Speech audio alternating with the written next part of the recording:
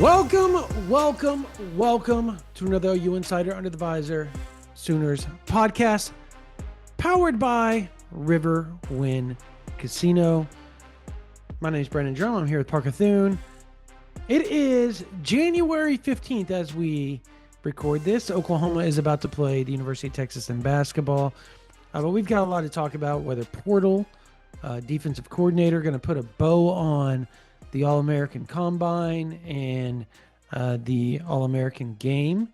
We're going to put a bow on the 2025 class, talk a little bit about the projections going into spring, the junior days coming up. A lot to talk about here on this version of the OU Insider Under the Visor Sooners podcast. But first, let's pay some bills, Parker. Yes, folks, the OU Insider Under the Visor podcast is proudly brought to you by the great folks at Riverwind Casino. And Sooner fans, you deserve the ultimate gaming experience, and that can be found at Riverwind Casino. It has been the Metro's premier gaming destination for over 18 years, with over 2,800 electronic games, table games, bars, and dining options, plus the best live music in the Metro. It's no surprise that Riverwind is always a good time. And this week, the Under the Visor podcast also brought to you in part by Joy Mode. Now, many of you are familiar with Joy Mode. They've run ads on our show before, and a common misconception, Joy Mode isn't just about better intimacy. Daily use supports healthier blood vessels, boosts heart health, and enhances your athletic performance. Expertly formulated and backed by science, it's proven to improve intimate function by 50% in just 60 days. Simply mix a pack with water and feel the effects within 45 minutes. Take control with Joy Mode. Get a boost anytime, anywhere, and never miss a beat. It features just 4 simple, proven ingredients. Unlike prescription options that involve doctor visits and managing refills, Joy Mode provides a straightforward, effective solution. Join over 200,000 men who trust Joy Mode to boost their performance without the side effects. So start a subscription and save up to 30%. If you're looking to take your game to the next level, visit tryjoymode.com and use code OU Insider at checkout for 20% off single purchases and 30% off subscription orders. That's tryjoymode.com and use code OU Insider for 20% off single purchases and 30% off subscription orders. There you go. All right. Hey, where do we want to start here? Do we want to start with the portal? First off, I think it says a lot about where we're at with the basketball program that we're not waiting for their game to finish in order to record this podcast. Correct. They might win. They might not. Probably not, but maybe. We'll see. It's really sad that we're talking about a 13-3 team and we're going, they probably won't win because we don't trust Porter Moser in conference play. Hey, you want to know what? Out of conference, I think they're going to win every freaking game, Parker. I do. They will win every game out of conference. We talked I'll never understand how that happens either, by the way. For so many years, we talked about the off season being Texas's season. Texas always was the team that won the off season in college football.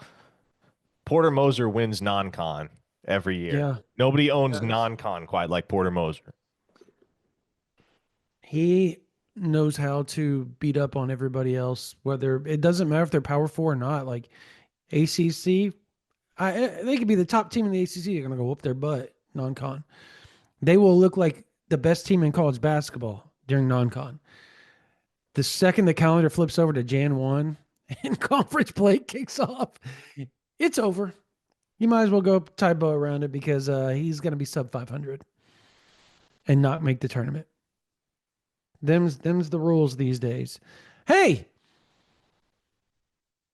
but the athletic department has an amazing gymnastics program, right? Good for them. Oh no, don't go down this route. Well, or do if you want to. I'm sure some fans are like, yes, preach Drumm. But yeah, I mean, we'll try to keep the vibes positive on No, this screw that. There hasn't been a lot of positive going on right now. Look, here's the deal. I'm happy that I'm happy golf is amazing.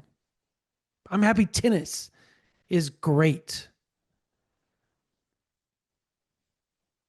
Baseball's good. I love baseball, but baseball's in that echelon up there with football, basketball, softball. Those, the big four, right? That's the big four. There's softball and baseball have carried the Big Four the last since 2022, and it's been sad. And it's not because baseball, it's sad that baseball's good. We all want baseball to be amazing, particularly in the SEC. It needs to be amazing. But dude, you got to have a good men's basketball program. You have to. That is that is part of the deal now that you're in the SEC. If you want to be considered an elite athletic department, I'm trying to hold back, and I don't want to point fingers at people, and I'm trying to hold back on all of it. I had a lunch today with a big wig. You know about this. I talked to you about it. And the things that I was told of donors upset about things is just mind blowing. Mind blowing. Well, you got to win. Got to feed the machine, right? You have to, or they're just gonna like. There's people, and they're not mad at BV.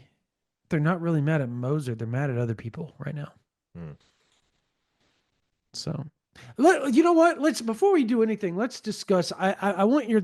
We haven't even talked about it. Governor Stitt signed a big NIL executive order in the state of Oklahoma, and we haven't discussed it one time. What are your? I have my thoughts on it. The person I had lunch with today had their thoughts on it. Castiglione was on KREF. Did Mhm. you get to listen to that I have interview not with gotten him? the chance to listen to that. No. So the synopsis that I got of that, the summarization of that interview was that the athletic department can now fund the collective, right? Here's the thing I have issue with. From my understanding is Oklahoma's moving forward, the athletic department is moving forward as if collectives will be against the rules starting July 1 and they were going to fade off into obscurity. I don't buy that. Mm. And again, I haven't heard it the whole interview, but it was something to the effect of it's a United States federal order that Oklahoma or whatever can't use the collectives. If they do use collectives, something like they can't make the playoffs or whatever. Did you hear that part of it? Have you been told that part of it, of the interview? No. What is your understanding of all this moving forward? I just want yours, like your broad strokes understanding of it, because I mean, it's very weird. Interpretations are weird right now. yes. I mean, all of this is just so complicated and nuanced. The entire, the Pandora's box that was NIL made things so much more difficult in the Mm, landscape of collegiate athletics for all of the people involved. Certainly, I do not envy, our jobs have become difficult enough.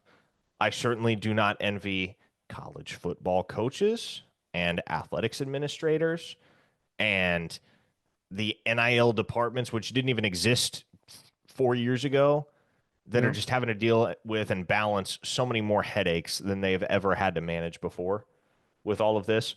Um, Obviously, the bill that Governor Stitt signed and put into action is well received on the Oklahoma end. People are encouraged by it, excited about it, but Mm, that's paperwork.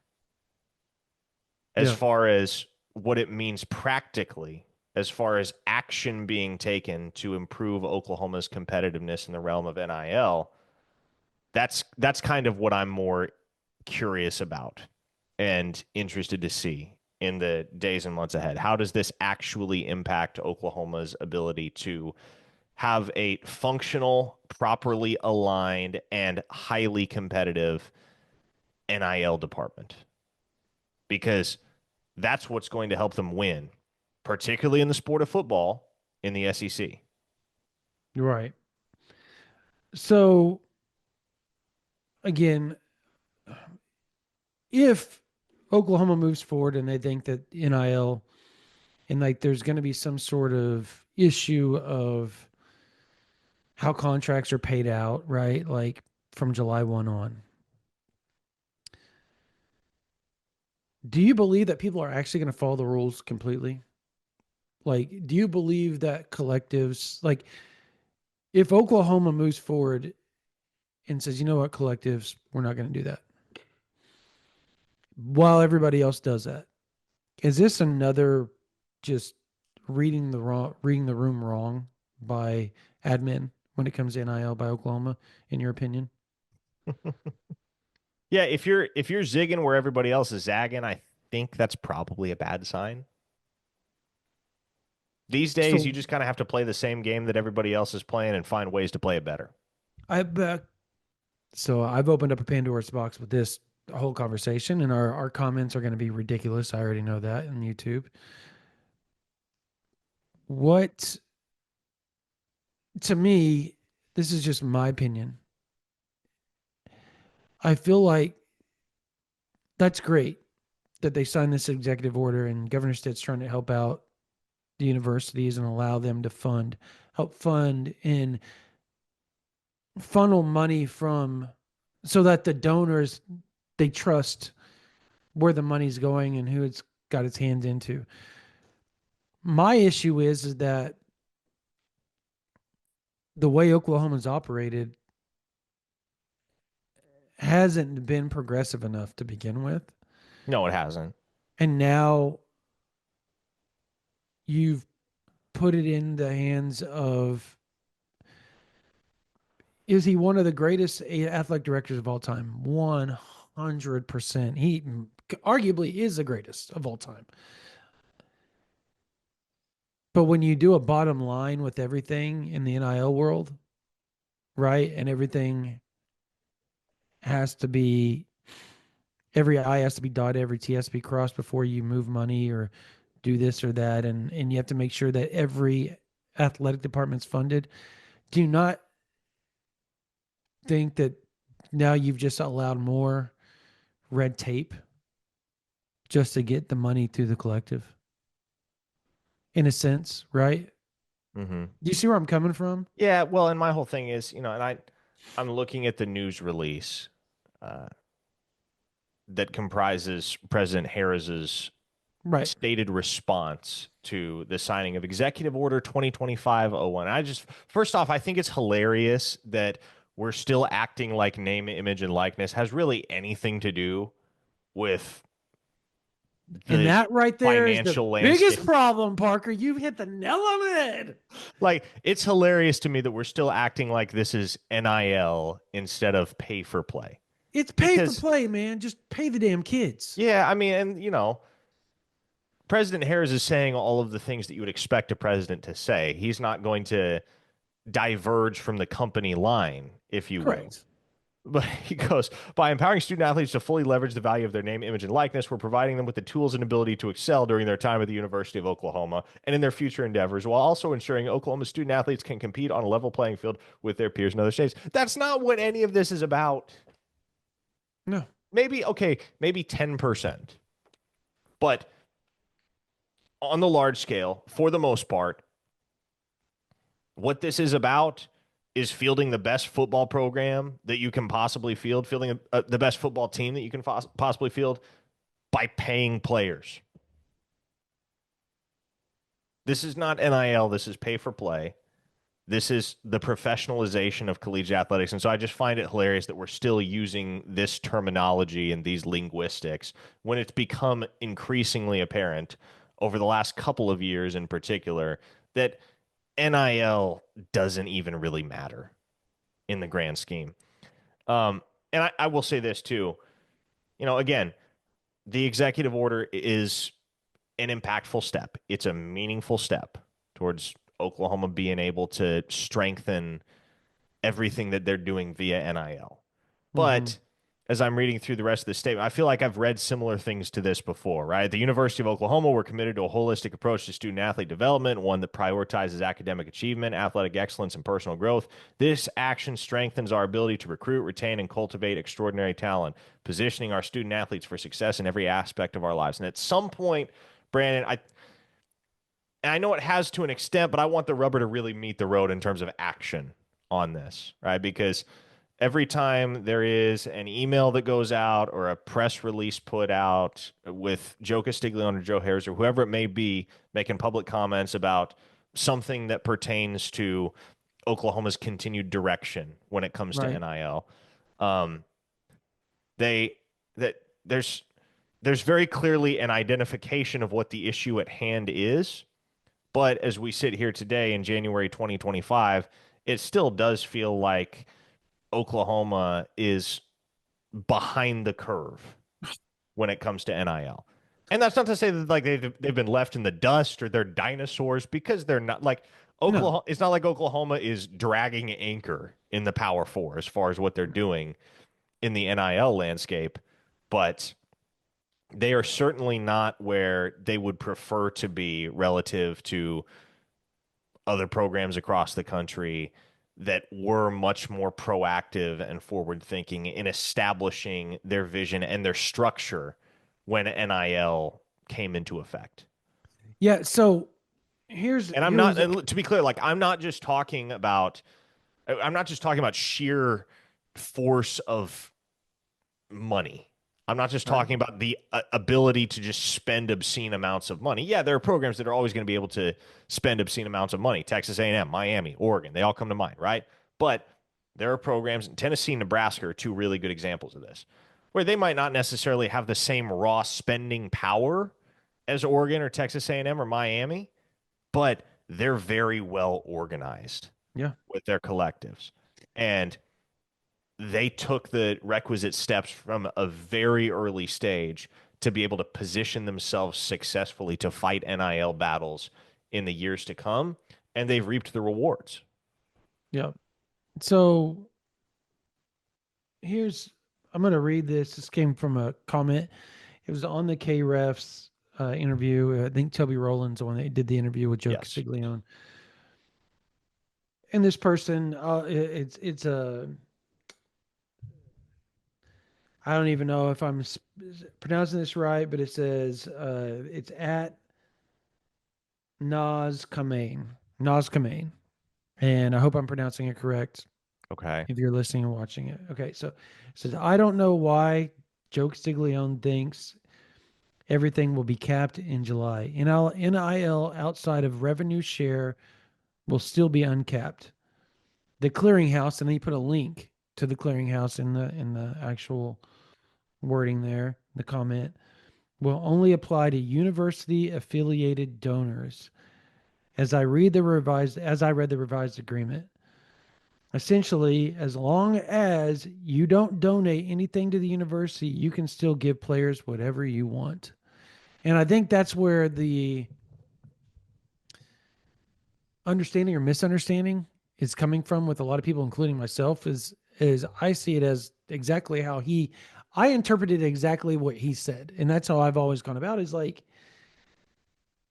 you're living in a dream world if you think this is going to be uncapped. Universities are going to figure out, they're going to tell that person to stop donating to the university and donate from this point on to the collective. That way, the revenue share that they pick up is just a small portion of the actual money that they're going to be garnering through the collective. So that person, let's say, for argument's sake, Parker, Bob Howard Auto Group, right? And I don't know Sure. Yeah. I don't know if they donate, I don't know, whatever. Let's say they're big donors to the University of Oklahoma. And Joe Castiglione goes to him and says, stop donating to us and you just be strictly collective donors. Well, now they can donate, let's say they're $3 million a year donors to the University of Oklahoma. Let's say five, just for kicks and giggles. 5 million. That 5 million is now going to the collective. And now they can take that 5 million and put it on top of the revenue share. And so if Oklahoma doesn't operate like that moving forward,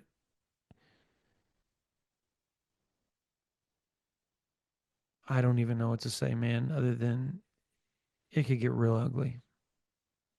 Because if you're operating with the athletic department only able to, across the board, like $22 million across the board, right? And you say, we're going to give 15 of that 22 to the football program and the 105 players in the football program. That's fine. You'll be able to get a decent starting group, but how are you going to afford the depth that you need in the SEC to get to that 20 million, the 20 to 22, 23 million that you have to have for rosters in this league? You better figure something out with the collective, and you better still have that in your back pocket, because if you don't and you think everybody else is going to operate like you and they're going to follow the federal rules and not try to find loopholes, Yeah, no. People find you're loopholes. you're going to be dragging ass again. You just are. So I know I took us down a whole web that we didn't really talk about in pre-production, but it's been on my mind. It's bothered me since my conversation today. And there are people upset about, just, there's a lot of people, not just fans. So we'll see, man. I just wanted your thoughts on it, because I thought it was I think Stitt did that in good faith to the universities, right? Like, to allow Sure. them to be able to fund the collectives. But I think it also caps everything that the collectives, or what the university can do with the collectives, because of the new rule. So it's a catch 22, unfortunately. Okay, Uh, we ready to move on to recruiting yeah, portal? we can. Sorry, but Uh, I guarantee you, there's a lot of people that like listening to the NIL talk, because oh they yeah, no doubt. so No doubt. um. What do you want to talk about in recruiting first? Let you go. Well, we You were go. at the All-American Bowl this past We weekend. we were we were. Two Um. Oklahoma commits in action, several more Oklahoma targets because for the very first time, the bowl committee, I suppose, the selection committee, allowed juniors to participate in the game. Previously, it's only been a senior showcase reserved for Correct. guys that are I already thought either last year committed was or the first signed. year they did juniors. No, they didn't do Or juniors was it? Or last was year. that all? That was Under Armour that did juniors last year, right? I don't think either did last year. Did they not? I could have No. swore they did. Maybe I'm wrong. Okay, This go ahead. is this is the first year, I do believe. Okay. Regardless, we got to see Ryan Foje and Yep. Tristan Haynes. We got to see several 2026 prospects that Oklahoma is heavily involved with. And I will say this, with Haynes, especially with him playing defensive back, there's not a whole lot you're going to get to see tangibly during a game like that for the most part. Mm. That's generally the case. I can recall Josiah Wagner back when he was signed with Oklahoma having a pretty big game in the well, at that time it was the Army All-American Bowl back in January of 23. But it's very rare that you'll see a defensive back really pop off in a game like that. Tristan Haynes did have a pass breakup. He got to return a couple punts, but it was really a cool opportunity to see Ryan Foje's versatility on full display. And this is a guy that is expected to play tackle at Oklahoma. He's committed as an offensive tackle, but there's also, from what I understand on the OU side, a willingness to experiment with him at guard.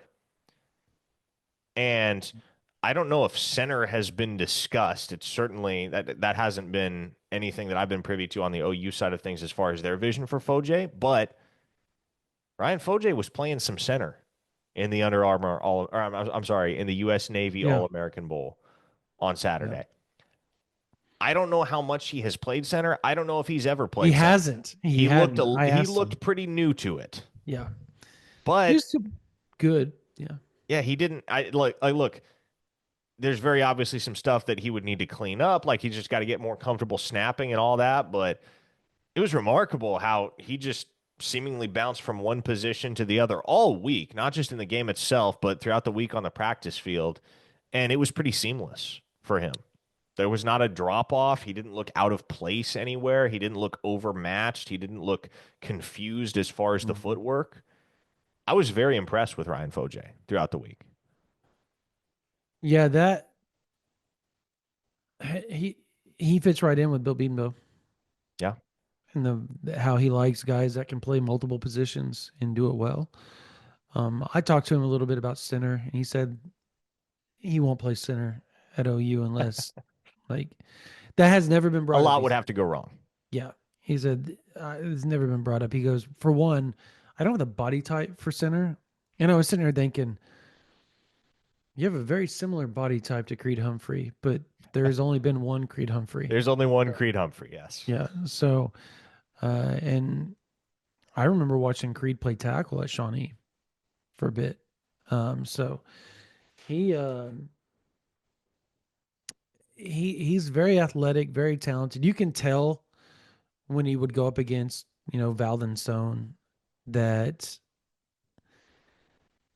it's very different going up against a D tackle in comparative to a jackback or a defensive end playing the 7 technique or a 5 or a 4-eye or somebody like that.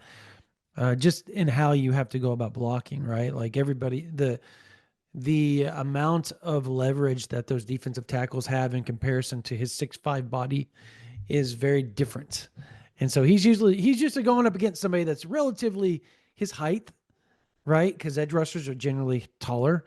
Um, and he said that it was a lot harder going up against the interior, but he's glad that he did it because it was a learning experience for him and something that now he can go and he can work on and get better at. And I mean, he's already a damn good player. Like he's a really good football player. He was a standout. You talk to anybody that was there for all the practices. We showed up, I think, 2 days in. And they still had 3 practices left when we showed up, but everybody talked about how good he was, how consistent he was at everything that he did. So I thought Ryan Foje was a standout. And the 2 practices I got to watch, he was a standout. So, Tristan Haynes, he is going to be a good player. Obviously, the Oklahoma Sooner DB commit, he's going to be a good player for Oklahoma. Uh, he's competitive. I'll give him that much. Like he's got that. Like he was never going to back down from any receiver that he went up against, and you gotta love that about him. And you gotta love his length. I think that is the length and speed is Yeah. the one thing you can look at and go, okay, that's SEC. Now he's got to go put the body weight on. He's gotta pack muscle on that frame. Yeah. Absolutely. And the good news is he's gonna have the chance to do it Yep. this spring. And you know what? He'll probably have the chance to do it all year. I would not imagine that Tristan Haynes is playing many snaps this Yep. fall. And that's not because he isn't a good player. It's just because Oklahoma's deep at corner and they don't have to rush him along. They don't have to get him ready any faster than he himself is ready to progress. And I know it's a question that's been asked on a variety of different forums. And so just to address this now, 15 of Oklahoma's 18 signees in the 2025 cycle are early enrollees. So Correct. I believe last year, 20 of the 27 on scholarship were early enrollees.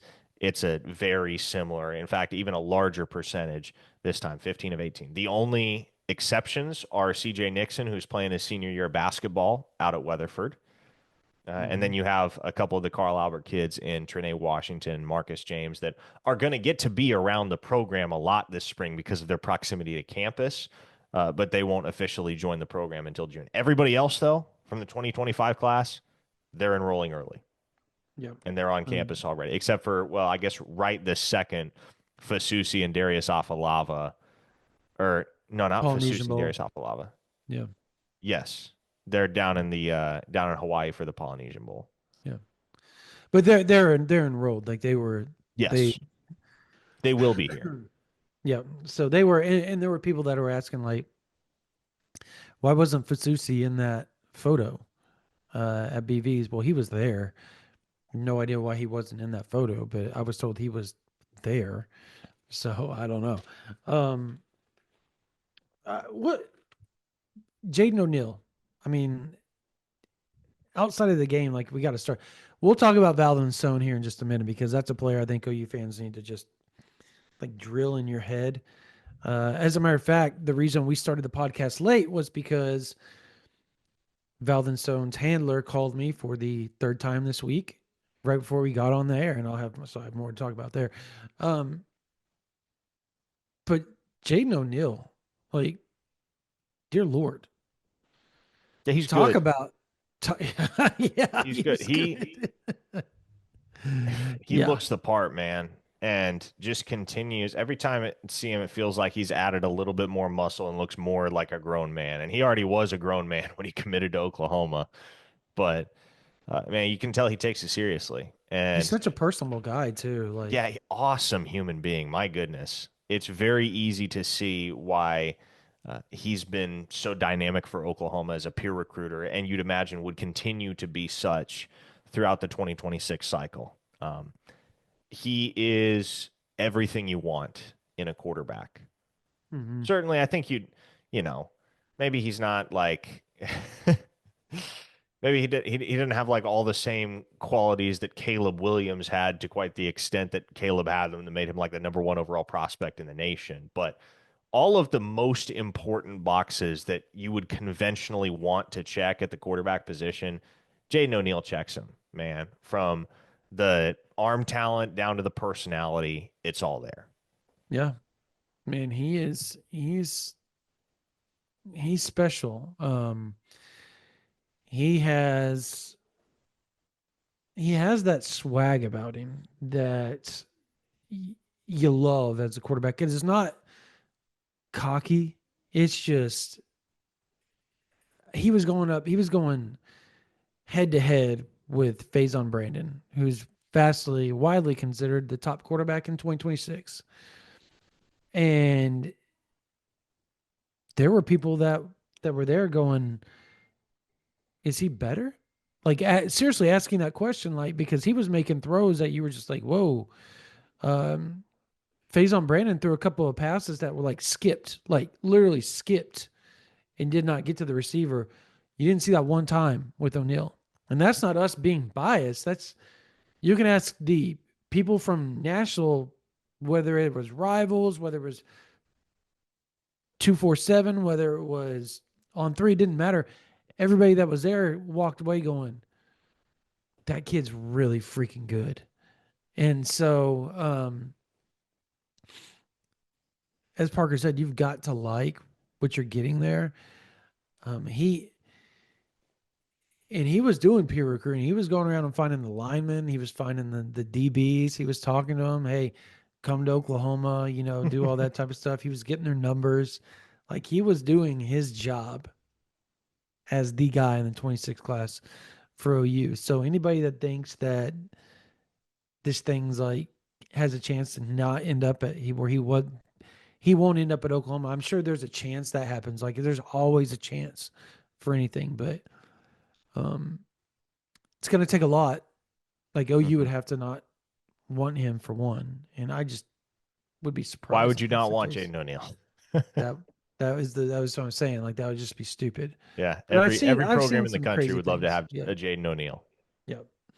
So Um, let's talk about Valenstone. My God, yeah, like let's do it. Big boy. originally from Sweden. He's at.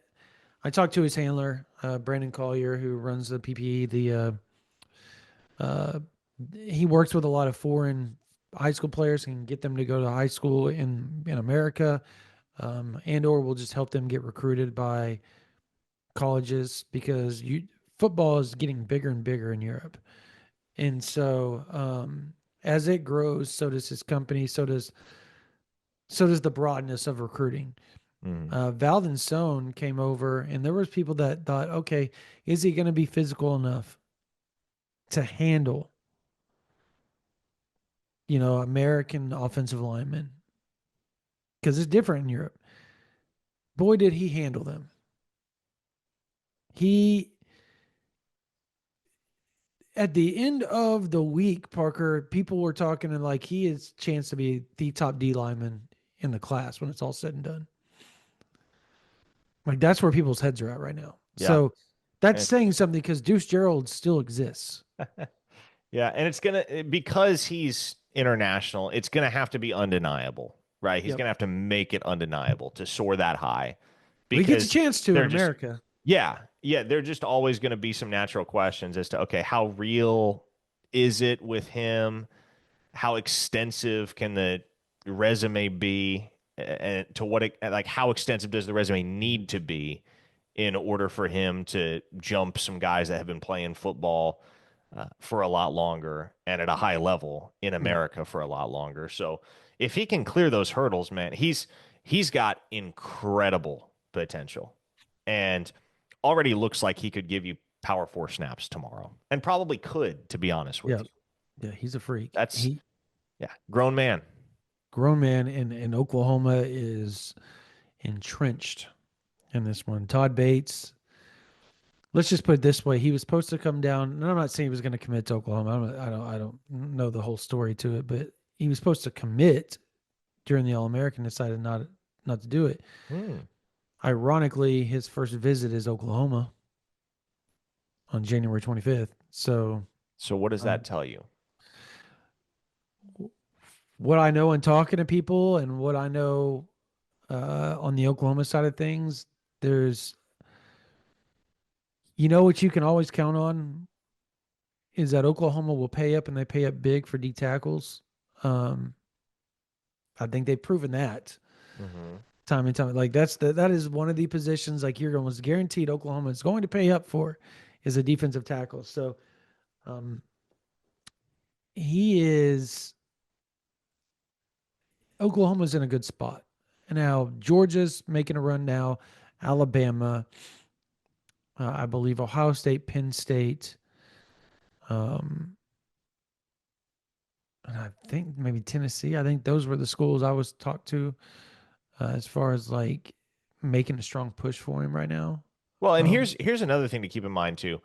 What do international players generally not care about? Location.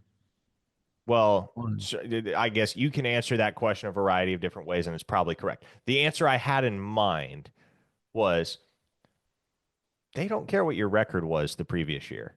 No, they want development. Yeah, well, and like they're just because to a certain extent they're a little bit more naturally oblivious to it because they're not as tuned in to the day-to-day, week-to-week happenings of college football throughout a given season. And like you go back to Daniel Akinkumi, the last international player that OU recruited.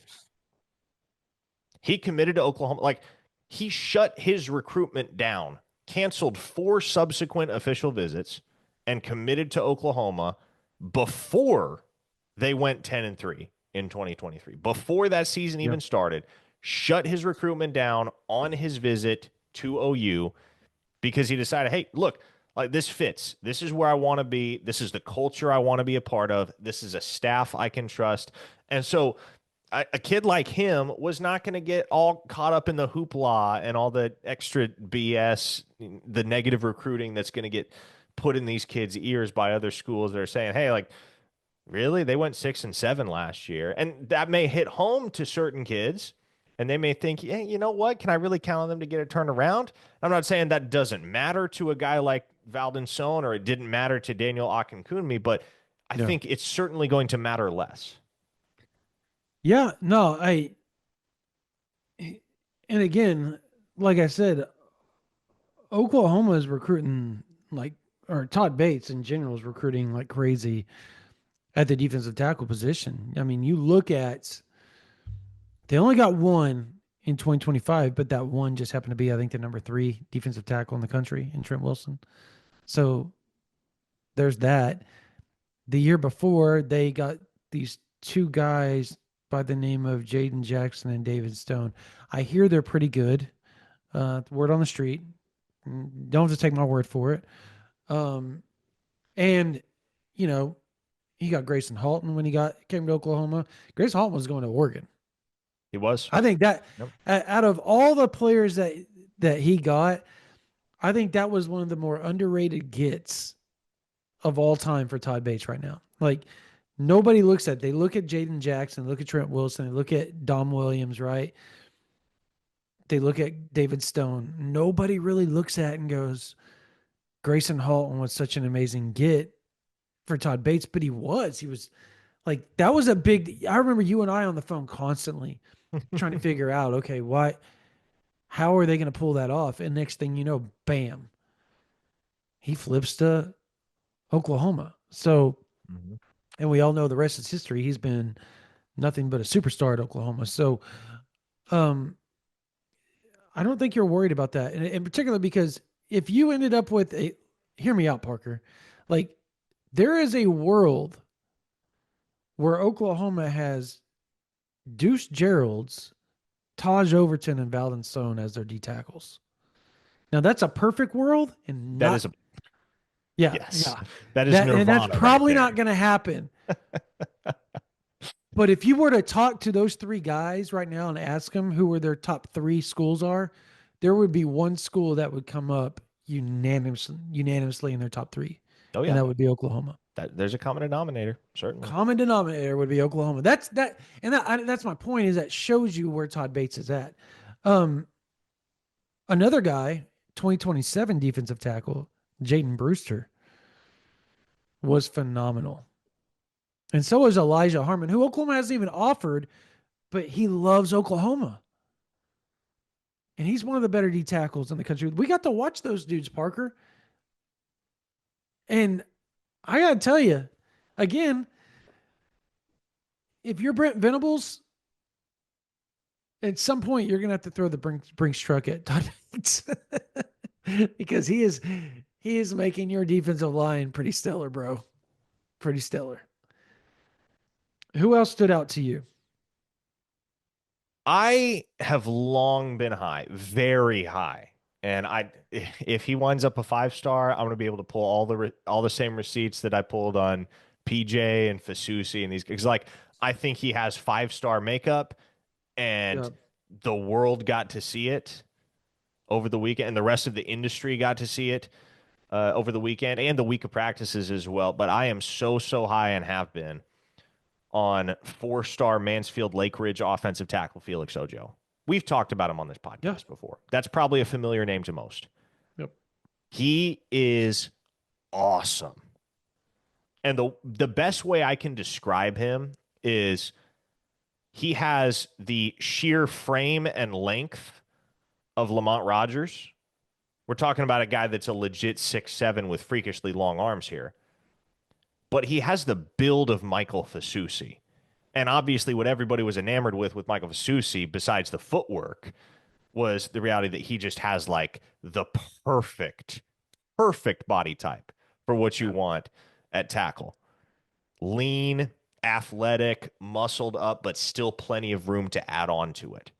And Yeah. so Felix Ojo right now for us at Rivals is the number 76 player in the country. I think he's going to continue to rise.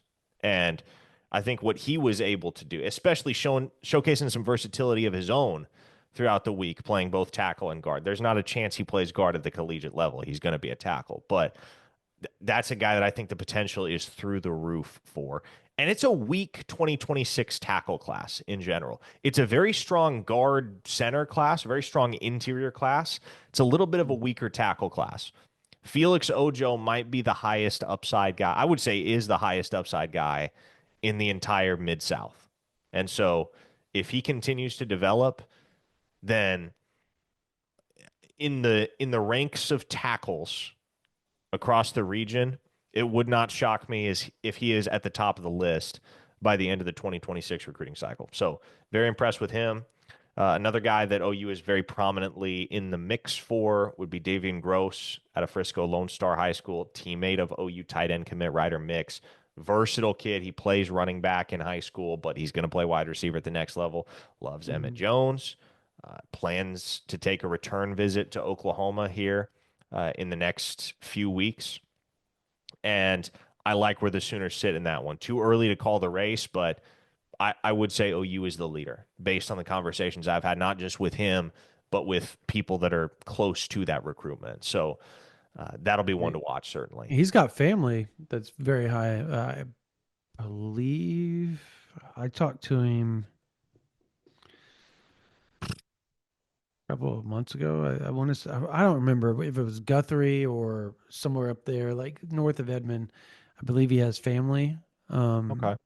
in that region. So like he grew up with diehard OU fans around him quite a bit. So which surprised me.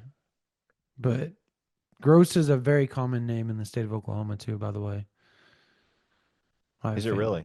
Yeah, I have family GROC as well. Nice. Yeah. Okay. Of course they're Um, white, but like I'm just but so still it's still a common mention name. this earlier, and this is kind of shifting gears, but kind of staying in the same vein. Mentioned it earlier that 15 of Oklahoma's 18 2025 signees are on campus and enrolled. They're going through winter testing right now. Mm. Brandon, Elijah Thomas is different. Shocker. Elijah Thomas is like, man, and you don't want to drive the expectations too high too fast for any incoming freshman, but I'm having a hard time tempering my own expectations for Elijah Mm. Thomas based Mm. on some of the things I've heard about how he tested because the numbers that he put up, we're not just talking college football good. We're not just talking about good at the University of Oklahoma. Like we're talking NFL combine good. Look, hey, I think you and I both have said it. Like if there was a player in the freshman class that was going to come in and just blow everybody away, we've said it time and time again. It's Elijah Thomas. And I can't tell everybody how many times you and I have pushed the committee that ranks these guys over and over and over to move this dude up into the top 100. At some point, they haven't done the final 2025 ranking. So when that comes out in February, I think we finally have grounds of proof of why they should probably move him up. Yeah. He's Well, the doing thing it is, at the like, college level.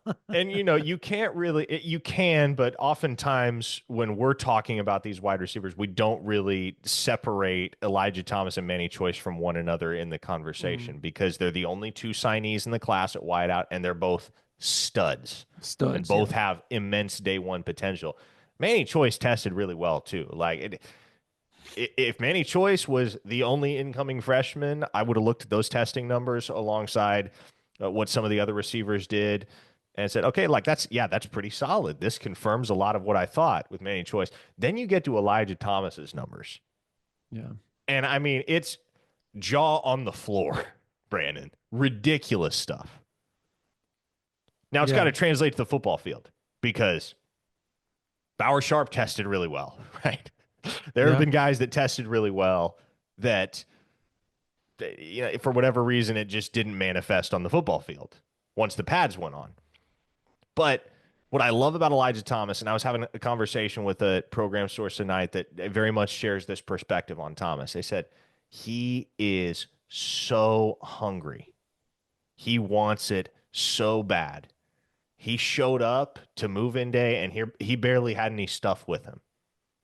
It's not like he had a whole truckload of stuff that he was moving into the dorms at Headington Hall. He just, That sounds so much like him, by the I way. know, I know. We're just like, he's the most low drama, low maintenance, like all ball dude you can Yep. imagine.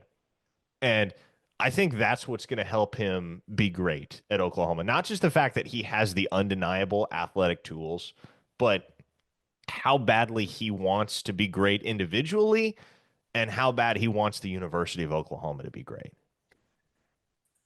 Did you hear anything about any other freshmen?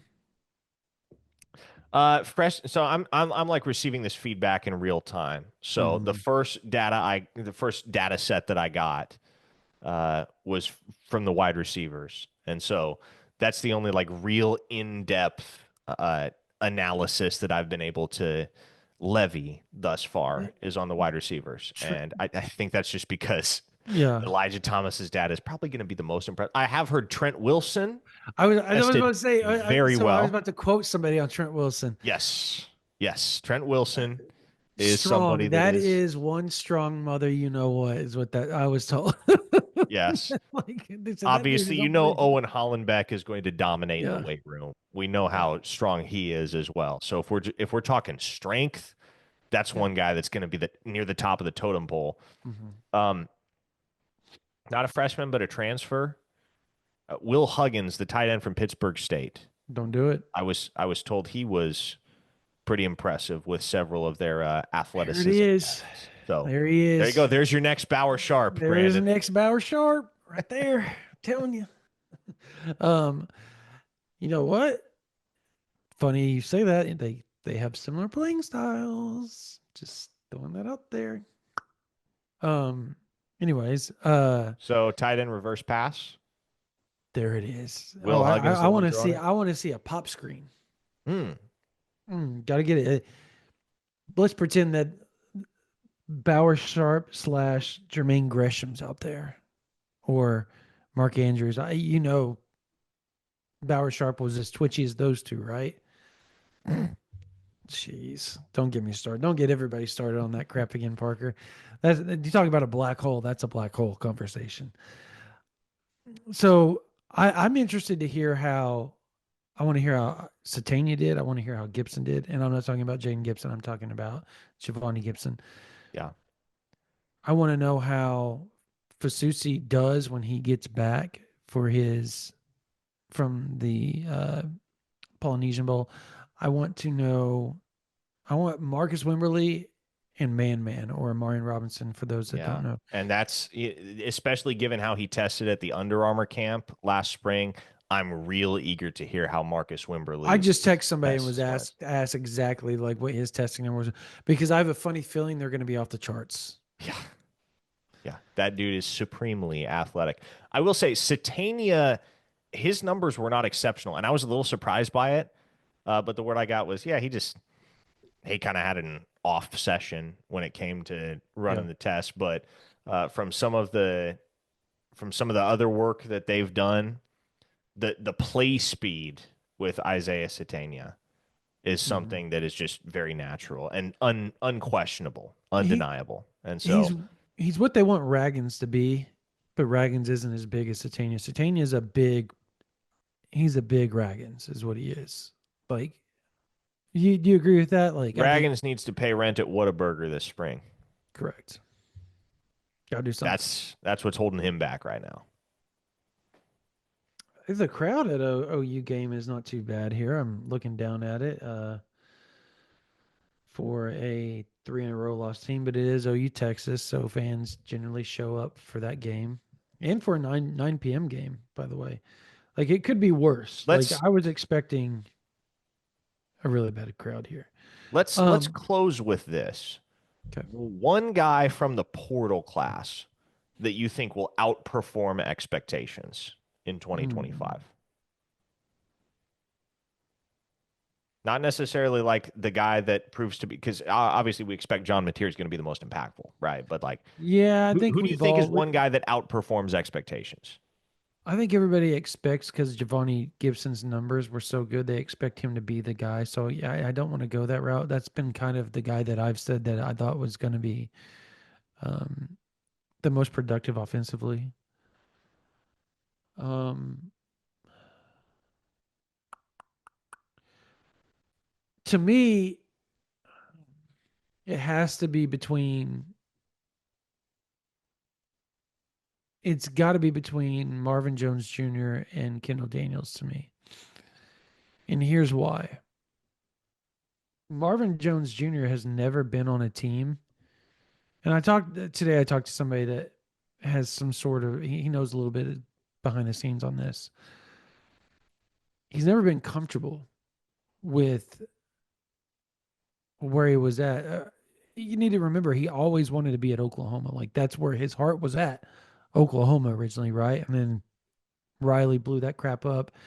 Mm-hmm. Kane wasn't retained. Therefore, he had to find someplace else to go. So he landed at Georgia instead of Florida State. Well, he transfers to Florida State because Oklahoma just never really crossed his mind again. Even though he probably wanted to be at Oklahoma, it just that staff, I don't know that Clemson staff really pushed real hard for Marvin Jones Jr., right? Um, or if they did, they just didn't do it long enough to build a relationship. Well, now that he's at Oklahoma, there's a lot of people that feel like he he has like a different vibe to him. Like I talked to somebody today that said everybody talked about how quiet he was as a person, and they said he's been anything but that. Like he's been very personable with everybody, like almost like at ease finally with where he's at. And I gotta tell you, a lot of times when that happens, that translates over onto the field, Parker. Like it just does, and you see a different player than what you normally get. On the flip side, Kendall Daniels again wanted to be at Oklahoma the whole time, but they never could figure out the position, right? Like, Yep. and he loved Brent Venables. Like, if it wasn't Oklahoma, it was Clemson.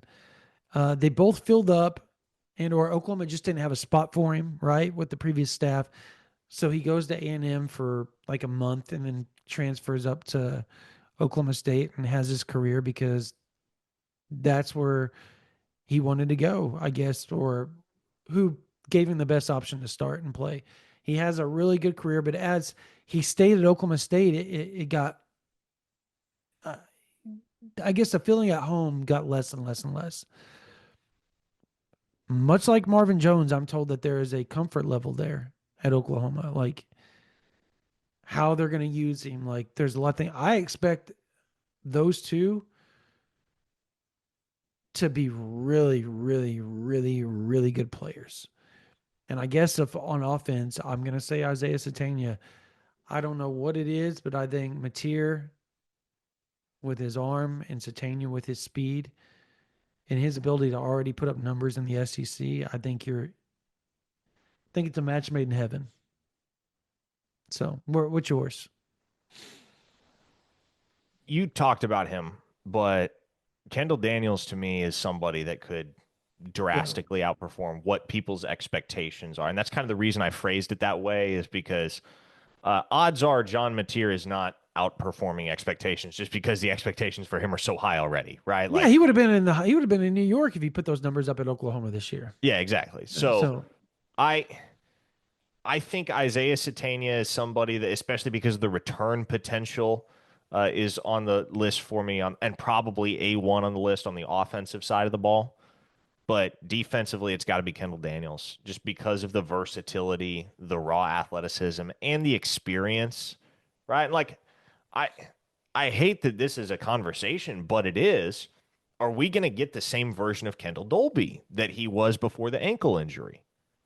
I would hope so. The OU faithful would hope so. mhm. You can't necessarily count on it with as long as he was off his feet, man, with as severe as that injury was. That's the whole reason that you bring in a guy like Kendall Daniels. Yeah, he's a talented football player, but Does it's Dolby have hard. 2 years with the junior Daniels? college thing? Dolby does, with the junior Well, college thing? that Does it he have 2 years? depend. He could have as many as 3 years Okay. remaining. Sorry, I digress. I just hit my head when you brought his name Yeah. up. Go ahead. Sorry for Yeah, interrupting. but I mean, like that's the reason you bring in somebody that is as talented as Kendall Daniels with the ability to play that cheetah spot because Yep. you naturally have to be a little bit skeptical as to whether Kendall Dolby can recapture the same form. Again, that's the hope, Yep. but it can't be the expectation. It just can't. You, So I think Kendall Daniels, because of the ability to flex between positions. You know, you could play him at linebacker, you could play him at safety if you wanted to, though I don't really expect that. Just because he is one of those guys that's going to be able to just be on the field mhm. in whatever capacity that may be. Since he's somebody that is going to be in the mix for a hefty snap count next year, I think there's going to be plenty of opportunity for him to go and above and beyond what people expect of him statistically. Yeah. The we haven't talked about it, but Jaren Kanak, like Oh yeah, we haven't even talked about it. Do we want to talk about it? the we've reached the procedure step of the scientific method. We are beyond the hypothesis phase. Yeah. Jaren Kanak on offense is happening. In what capacity? People are going to ask. Well, I mean, where would you put Jaren Kanak? Tight end. Yeah. H back. Yep. Not putting So him at running back with as crowded as that room is. Certainly not putting him at wide receiver. H-back tight end. Yeah. Yeah. I think he's going to be phenomenal, honestly. Like, I think that's a match made in heaven right there. I respect the heck out of Jaren himself for just being willing to give that a shot. Yeah. Because, like, how many dudes are getting done with 3 seasons of college on the defensive side of the ball, having only played linebacker and a little bit of cheetah, and saying, yeah, you know what?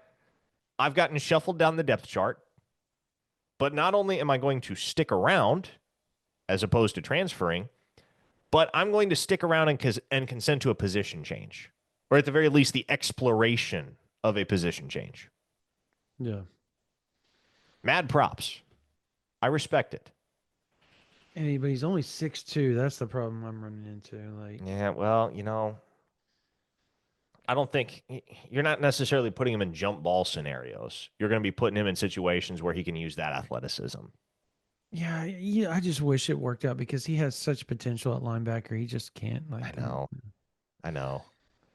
And you would think, as witty as he is on Twitter, that he would be able to really grasp defensively and offensive, structures, and diagnose things quicker than he does. Unfortunately, it hasn't happened. I don't know.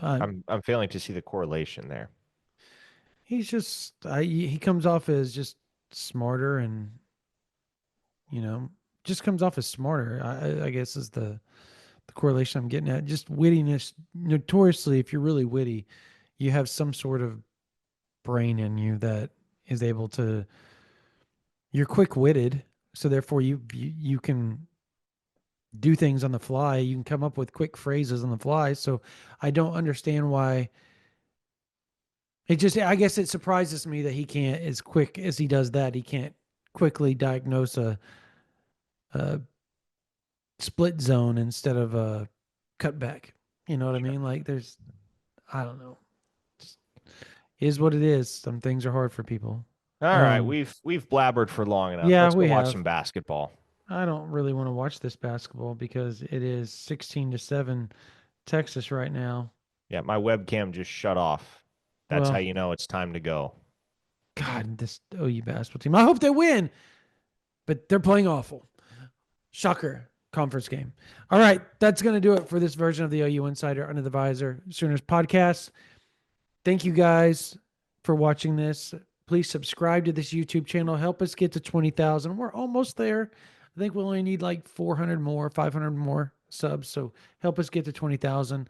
Please, please, please. Or subscribe to whatever podcast platform you listen to us on. Give us 5 stars. Give us thumbs up. Thank you guys so much. Subscribe to OU Insider VIP. Lots of information going on there. Parker dropped recruiting notes. I got some recruiting notes that's coming up here over the next few days. I'm doing a chat right now. I got a mailbag, all kinds of stuff. We've got a lot of information, off-season stuff. Junior days coming up. Portal, defensive coordinator stuff, which we didn't really talk about because there's nothing to talk about until after the national title game. So, yeah. That's going to do it. If you're a college student, hit us with a .edu email at ouinsider@rivals.com. Must be from your .edu. Don't care what college you go to. Give you OU Insider for $11.95 for the whole year. Again, email us ouinsider@rivals.com from your .edu if you're a college student. It has to be from your .edu. We will give you OU Insider for $11.95 for the whole year. All right. For Parker Thune, my name is Brendan Drumm. You guys have a blessed day.